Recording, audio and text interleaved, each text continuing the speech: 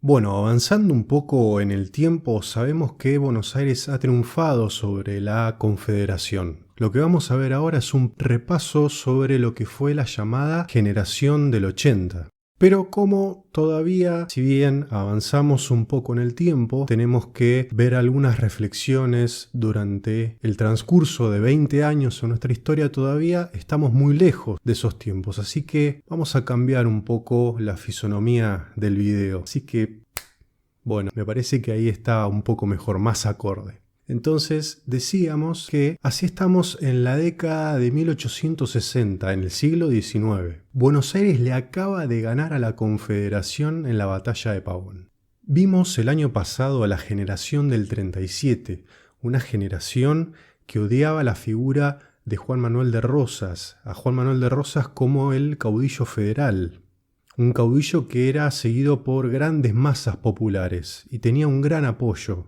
Ellos tenían un proyecto de país y creían en un modelo mirando hacia Europa, mirando hacia Estados Unidos. Había que civilizar al pueblo argentino. Estados Unidos y Europa simbolizaban lo que era respetable, representaban lo que era el progreso, lo que había que imitar. Era una idea ya para estos momentos de avanzada. Si algo podemos afirmar es que a la hora de ver cómo nuestro país intenta construir una nación, se va a dar una confrontación entre dos modelos, dos ideas de país. El año pasado hablábamos de unitarios y federales, como cada uno tenía una idea diferente sobre el proyecto de país. Ahora lo vamos a ver expresado en una idea que va a plantear Domingo Faustino Sarmiento, que pertenece a esta generación del 80, que lo va a plasmar en su libro Facundo. Esta idea es denominada como civilización o barbarie. Ahora, cabe preguntarnos qué modelo de país quería la generación del 80, que iba a ser esa clase dirigente que va a gobernar el país luego de la batalla de Pavón. La generación del 80 creía que nuestro país, pensando en aquellos gobiernos de Juan Manuel de Rosas, venía de un pasado lamentable, atrasado, donde la clase dirigente no se ponía de acuerdo cómo avanzar, cómo progresar, cómo evolucionar. Éramos una barbarie, primitivos, básicos, que nos atábamos al pasado y no podíamos avanzar hacia el futuro.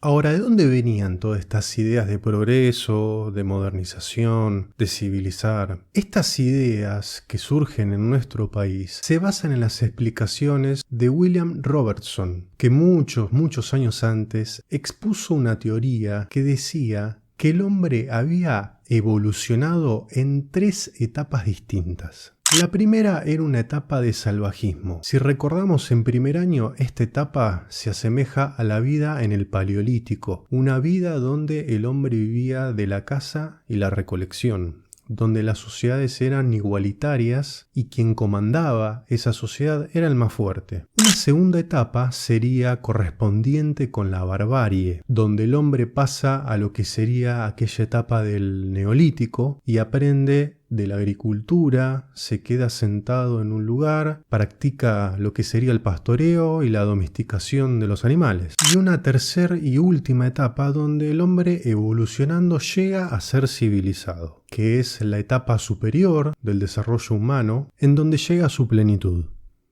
Por otro lado, estamos justamente en el momento donde Charles Darwin había publicado su libro El origen de las especies, donde explicaba la teoría de la evolución, tema que también dimos en primero. Se creía que el hombre podía evolucionar pasando por estas 3 etapas que habíamos mencionado anteriormente. Algunas sociedades, por sus características propias, su cultura, su religión, su forma de vivir, podían quedar estancadas, por ejemplo, en la etapa de la barbarie, y quedaban condenadas a no poder evolucionar por su arraigo cultural, por sus creencias, por su religión, como mencionábamos antes. Pero algún factor externo podía llegar a contribuir a que pasen a la siguiente etapa, a ser civilizados.